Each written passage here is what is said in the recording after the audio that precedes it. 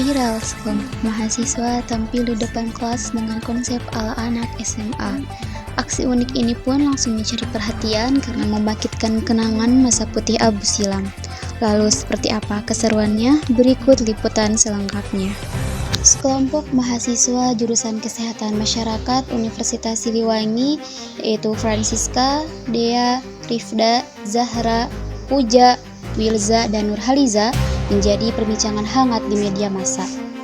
Pasalnya, mereka menghadirkan nuansa SMA saat mengerjakan tugas salah satu mata kuliah.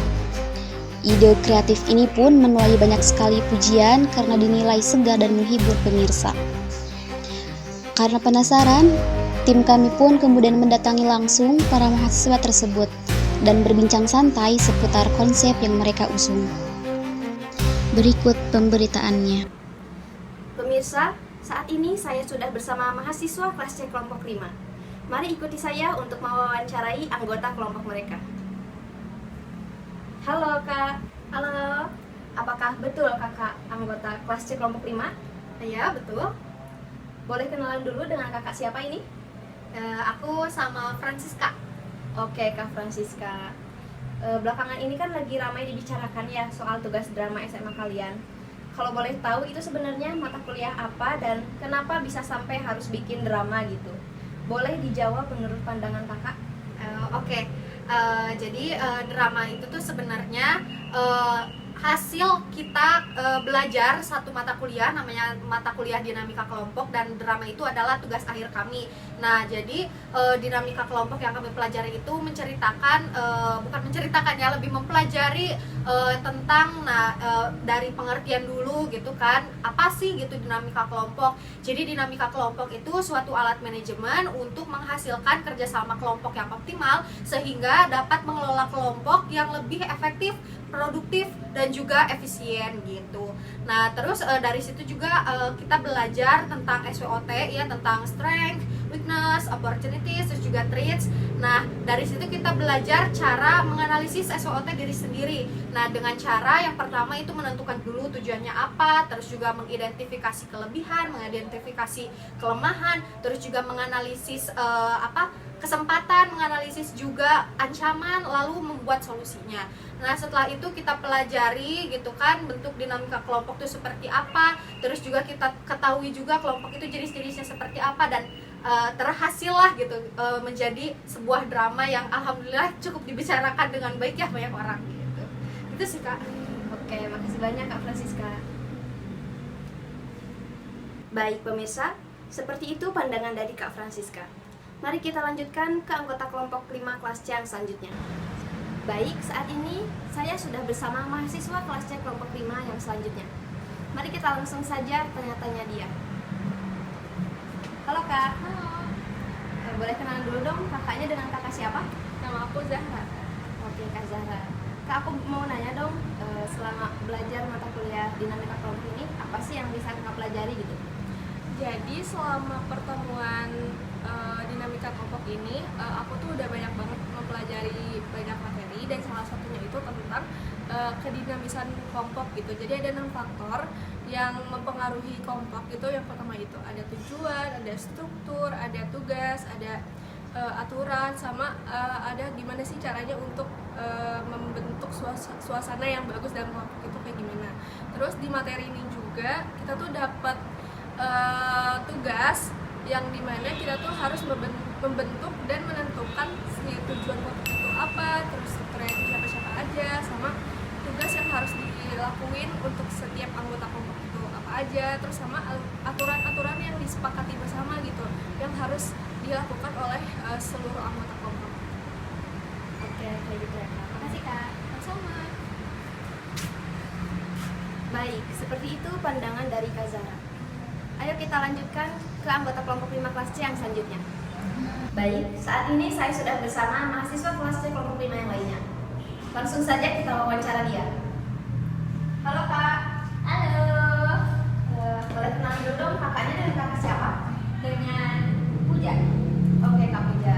Di mata kuliah dinamika kelompok ini, Kak Puja itu mempelajari apa aja sih Kak? Yang paling aku ingat itu mempelajari tentang unsur-unsur dinamika kelompok, suasana kelompok, lalu gimana kehadiran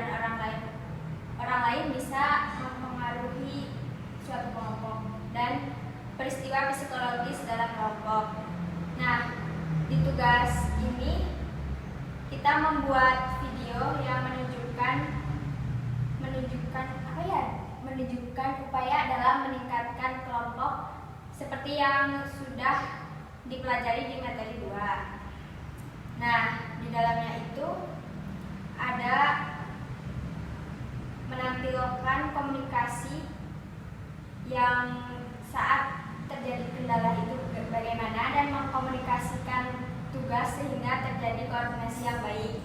Di dalamnya juga memuat kerjasama, rasa percaya, keterbukaan, dan rasa ketergantungan pada kelompok seperti yang sudah dipelajari di materi sebelumnya. Gitu. Oke, terima kasih Kak Puja. Ya, sama-sama. Sudah. Baik, seperti itu tanggapan dari Kak Puja. Selanjutnya saya akan mencari anggota kelompok 5 kelas C yang lainnya. Baik, saat ini saya sudah bersama anggota kelas C kelompok 5 yang lainnya. Mari kita langsung wawancara saja orangnya. Halo Pak. Ya, halo. Salam kenal Kak. Salam kenal juga. Kakaknya namanya siapa nih Kak? Aku Muhammad Fatur Rahman. Oke, panjang banget ya. Biasanya dipanggilnya apa Kak? Biasanya dipanggil Wilja, kalau enggak Will aja.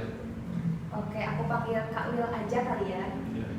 Boleh nanya dong Kak, setelah belajar mata kuliah dinamika kelompok itu, apa aja sih yang Kakak pelajari gitu? Yang saya pelajari di dinamika kelompok itu kurang lebih teori, pendekatan, sama proses dinamika kelompok itu sendiri. Kalau nggak salah ada 5 poin. Yang pertama ada unsur-unsur dinamika kelompok, teori psikodinamika, teori sintalitas, itu tuh lebih ke pandangan, teori efektivitas, dan teori prestasi kelompok. Segitu aja yang saya pelajari dari dinamika kelompok. Oke, makasih Kak Will. Ya. Baik, seperti itu pandangan dari Kak Wilza. Selanjutnya saya akan mencari anggota kelompok 5 kelas C yang lainnya. Baik, saat ini saya sudah bersama kelompok 5 kelas C yang lainnya. Mari kita langsung saja wawancara dia. Halo Kak. Halo, Boleh kenalan dulu kakaknya dengan kakak siapa?